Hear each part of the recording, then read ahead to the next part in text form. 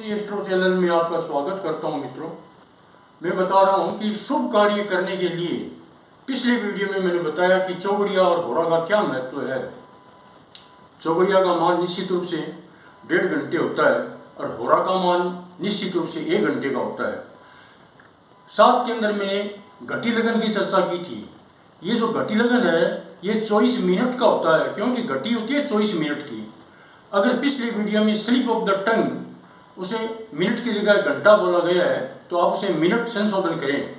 24 minute का मतलब होता है हर 24 मिनट के बाद में मेष, वृष, मिथुन, कर्क, सिंह, कन्या, तुला, वृश्चिक, धन, इस प्रकार से राशियां बदलती रहती है हर 24 मिनट के बाद। हर 24 मिनट के बाद बदलते, इसी का नाम घटी लगन होता है।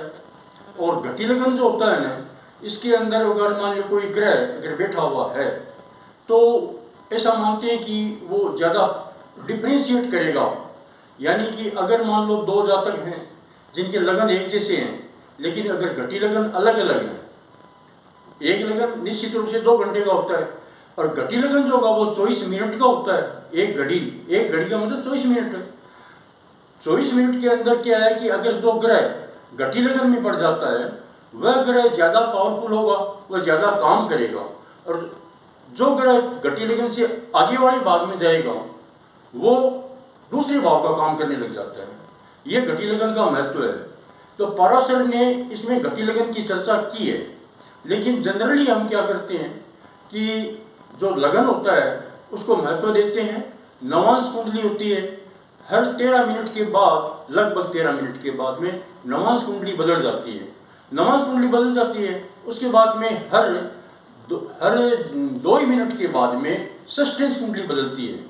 सस्टेंस कुंडली का देखो कितना महत्व है कि अगर कोई जातक अगर 2 मिनट के अंदर भी डिफरेंस में जन्मा है, यानी जैसे जुड़वा बच्चे होते हैं तो उनका डिफरेंशिएट, उनका विभेदन हम सस्टेंस कुंडली के आधार पर कर सकते हैं। और यहाँ पर एक बात विशेष मैं आपको बताऊं कि समय का महत्व है।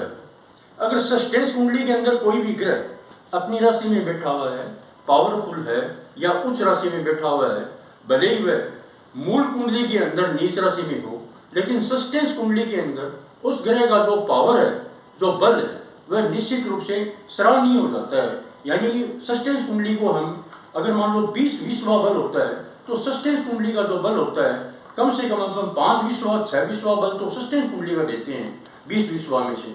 तो सस्टेंस कुंडली और नवांश कुंडली का इस प्रकार से महत्व हो जाता है, भले चाहे वो उसमें पड़े, भले चाहे वो मूल कुंडली के अंदर ग्रह कितना ही उच्च हो कितना ही नीच हो।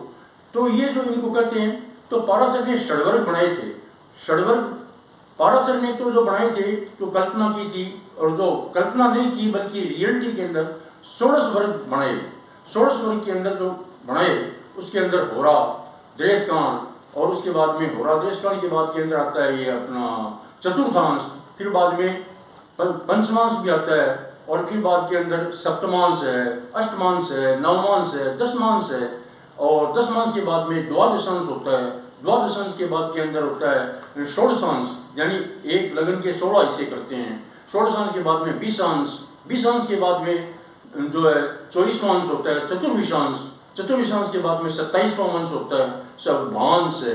उसके बाद में 30वां अंश होता है जिसको त्रिशांश कहते हैं, और त्रिशांश कुंडली के बाद में 40वां अंश होता है, उसे कहते हैं अक्षवेदांश, खवेदांश, और 45वां जो होता है उसे अक्षवेदांश कहते हैं। 45 भाग करते हैं एक लगन के, और उसके बाद में सस्टेंस एक लगन के 60 भाग करते हैं, और एक लगन 60 मिनट का होता है। बड़ा साइंटिफिक काम है, और इसके अंदर अपन किसी भी प्रकार के 2 जातक जिनमें सूक्ष्म भी डिफरेंस है, इवन 2 ही मिनट का डिफरेंस होता है, then we can easily differentiate between them. आपने मेरी वीडियो को सुना, इसके लिए धन्यवाद है। ये जो मुहूर्त का चैप्टर चल रहा था, इसलिए ये इन कंटिन्यूएशन के अंदर मैंने वीडियो दिया है। धन्यवाद।